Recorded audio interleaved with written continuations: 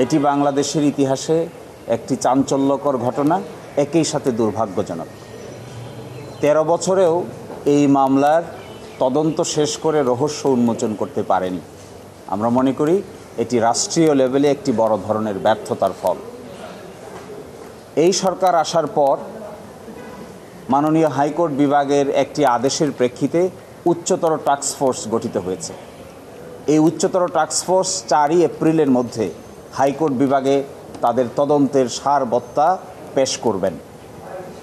এই সময়ের মধ্যে তদন্তকারী কর্মকর্তারা সংশ্লিষ্ট ব্যক্তিবর্গের সঙ্গে যোগাযোগ করেছেন, আমাদের সঙ্গেও যোগাযোগ করেছেন, পরিবারের সঙ্গে যোগাযোগ করেছেন, সায়েন্টিফিক এবং ফরেন যে সমস্ত এভিডেন্স আছে সেগুলোও এক্সামিন করছেন। যতটুকু আমরা জানতে পেরেছি বেশ কিছু ডেভেলপমেন্ট হাতে এসেছে।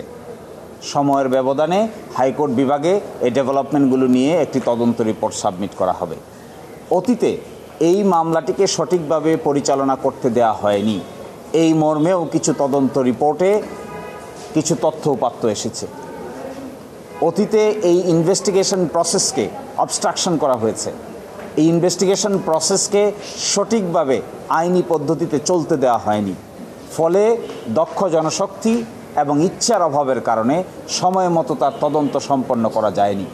13 বছর পরে আজকে এসে প্রশ্ন দাঁড়িয়েছে, এই একটা চ্যালেঞ্জিং জব, কারণ 13 বছরে অনেক সাক্ষ্য প্রমাণেই ডিসঅ্যাপিয়ার হয়ে গেছে, হারিয়ে গেছে।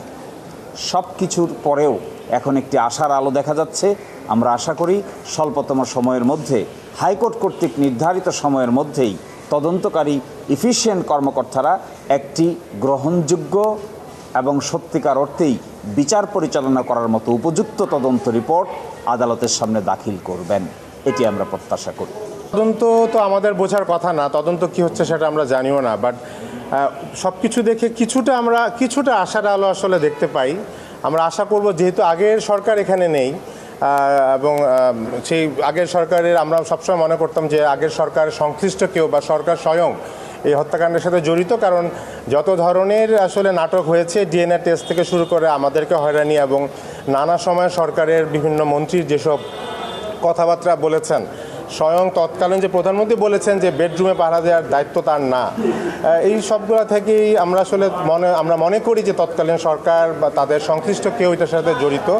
আর তাছাড়া যেটা হতো যে আপনার যারা তদন্তকারী সংস্থা ছিল তাদের অদক্ষতা, কিন্তু সেটা যদি হতো, সরকার যদি আন্তরিক হতো, তাহলে আসলে তাদেরকে দিয়ে 12 বছর ধরে ইনভেস্টিগেশন চলতো না।